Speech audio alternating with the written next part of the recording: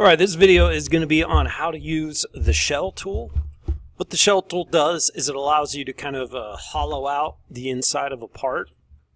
And the big benefit of this is that when you hollow out the inside of the part, the shell tool will actually follow the curvature of your part. And you're also going to, you can also determine like how thick you want the walls to be. So I got 3 examples I'm going to show you. I'm going to start off with kind of the most basic example. So I just have a cube right here, and let's say I wanted to turn this into a box. So I wanted this top side open, and I wanted it hollowed out, and I want all the walls to be the same thickness. So I'm going to go up here to the shell tool, up here in the Features tab, click on that, and there's really only 2 things that you're going to adjust when it comes to the shell tool. First, we have the size, the wall thickness. Right now it's set at 0.1 inch. And then right below that is the face that you're going to select. So for example, I'm going to click on the top face of this part, and I'm just going to leave the thickness at 0.1 inch so that we can see. There is a preview option down here where it says show preview. If you want to click on that, it will give you an idea of, how big your shell is going to look.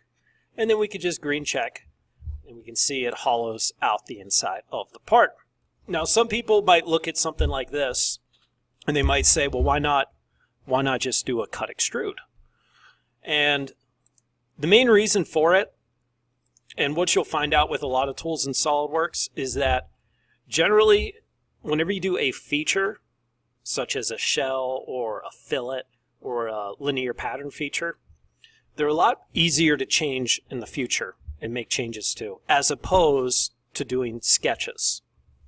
So, like for example, a lot of people who use Solidworks, a lot of experts will always say, you want to do fillet features as opposed to sketch fillets. And one of the reasons is because it's a lot easier to go back and edit and make changes. But let's take a look. Let's say you did do an extruded cut as opposed to the shell tool. So if I were to do the extruded cut, you see what I would have to do is I would have to go around, I would have to include all these dimensions. I would have to change, I would probably have to do at least 4 dimensions to be able to complete this. And basically you're just doing a bunch of unnecessary work. Okay? Now some people might say you could use a offset entities tool. That could definitely speed things up a little bit.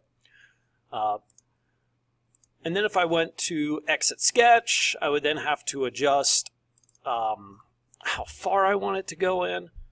So yeah, we did just do kind of the same thing using the extruded cut tool, but it took us a whole lot of time. And here is the big reason why we want to do a shell tool as opposed to the extruded cut. If we 3D printed this and we found out that the wall thickness was too thin or it was too thick, and we needed to change the part, we would have to go back and change every single one of these numbers in order to change that. As opposed to, let's say, if we did a shell tool, we don't have to change all those dimensions. All we have to do is change our original shell to whatever size we want it to be.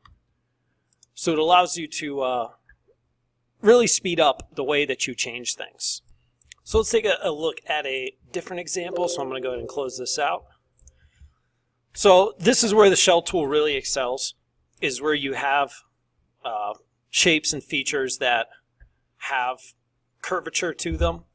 So for example, if you just did an extruded cut here, like say we wanted to hollow out the inside of it, and if you just did an extruded cut up here, you see the problem with this is that you're basically just going to cut a hole down the middle of the part. And if I go to my hidden line view, you can see it didn't really hollow out the inside of this part. It just cut a cylinder down through the inside. But if I get rid of that extruded cut, and let's say I did a shell tool instead, what you'll see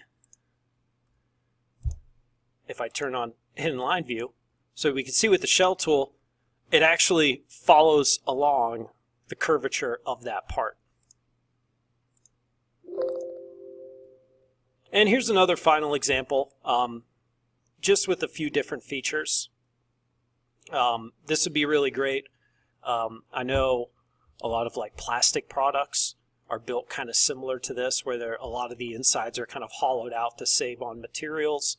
So if I were to go shell tool and I click this top face, you can see that shell, it's going to follow every single curvature that comes in contact with the part to hollow it out. So that's shell tool. Hopefully that was helpful.